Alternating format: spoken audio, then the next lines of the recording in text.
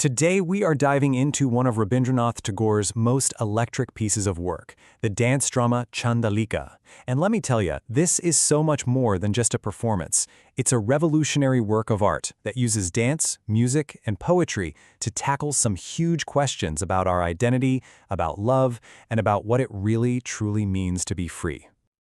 At the very core of this story is one simple but incredibly powerful question. Just think about it for a second. Can one small act of kindness totally change who you are? Can it spark a whole new identity? This is the emotional heart of what we're going to unpack together.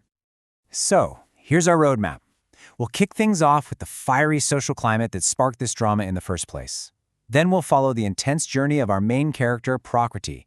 We'll get into her all-consuming desire, break down the wild artistic mix Tagore used to tell her story, and then land on the powerful conclusion about what love and liberation are all about.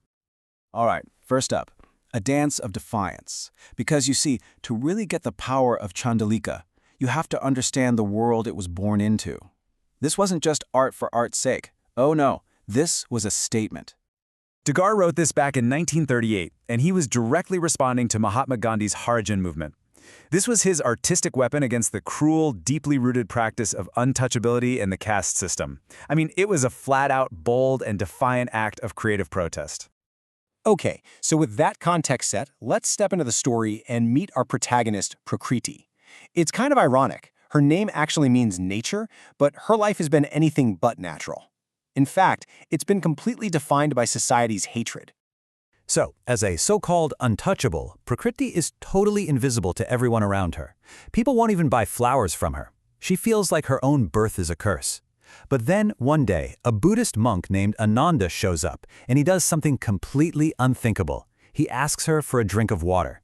In that single moment, by taking water from her hands, he doesn't see an outcast. He sees a human being. And that simple act of compassion just shatters the prison she's been living in. For the first time in her entire life, Prakriti feels seen. She feels valued. She feels alive. As she puts it herself, it was nothing less than a new birth. But this is where the story takes a sharp turn. This incredible awakening, this brand new sense of self, well, it quickly twists into something much darker. Her gratitude for the monk begins to morph into this powerful, obsessive love. See, Ananda's a monk. He just keeps moving with his followers, probably not giving her a second thought. But to Prakriti, it feels like she's been abandoned all over again. Her adoration just curdles into this desperate, possessive need. She has to have him. So she begs her mother, who practices dark magic, to cast a powerful spell to drag him back to her, no matter what it costs. And here's the absolute tragedy of it all. The spell works, but the man who shows up at her door, he isn't the enlightened, radiant person she fell in love with. He's just a shell of his former self. Tormented, defeated, his inner light completely snuffed out by the magic that's trapped him. And in that moment of pure horror, she sees what she's done. Her selfish desire has completely destroyed the very thing she worshipped. She didn't just want the man, she wanted his spirit, his grace, and she's the one who crushed it. It's a devastating realization. So how in the world do you put this kind of emotional roller coaster on a stage? This journey from rebirth to obsession to soul-crushing remorse? Well, this is where Tagore's genius comes in. He basically invented a whole new way of telling a story, fusing different art forms into one powerful language. It's like he was a master chef. He pulled in the intense storytelling of South Indian dances like Kathakali. For the music, he mashed up the raw emotion of folk music with the elegance of classical ragas. The rhythm itself basically becomes a character, with these sudden jarring shifts in speed that perfectly mirror Prakriti's inner chaos. And get this, for the final scene he even brought in Javanese-style shadow play to crank up the drama.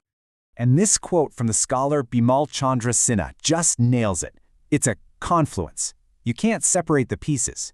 The dance is telling the story just as much as the words are, and the music is carrying the emotion just as much as the dance. They are completely, totally woven together. So all of this builds to one final, huge choice that Prakriti has to make. And this brings us right back to the central theme of the whole drama. What Tagore is really digging into here is this big philosophical idea, Premar Moho o Premar Mukti. It basically means the delusion of possessive selfish love on one hand, versus the liberation you find in a higher, selfless kind of love. Prakriti's entire journey is a battle between these two things. All the pain and remorse she feels when she sees the broken Ananda, it's like a fire that purifies her. Her need to have him transforms into a need to save him, even from herself. This is the exact moment her love truly grows up. And so, in the end, she begs her mother to reverse the spell. She chooses to let Ananda go, to release him back to his own world, his own path. And here's the crazy part. In freeing him from her own selfish desire, she's the one who finally becomes free. Her liberation wasn't about getting what she wanted. It was in the act of letting go. And that's the thought I want to leave you with. Chandalika seems to be saying that real love isn't about possession. It's about protecting the very thing you love, even if that means you have to lose it. It forces us to ask ourselves, what is the true meaning of letting go? And what kind of freedom might we find in that incredible act of sacrifice?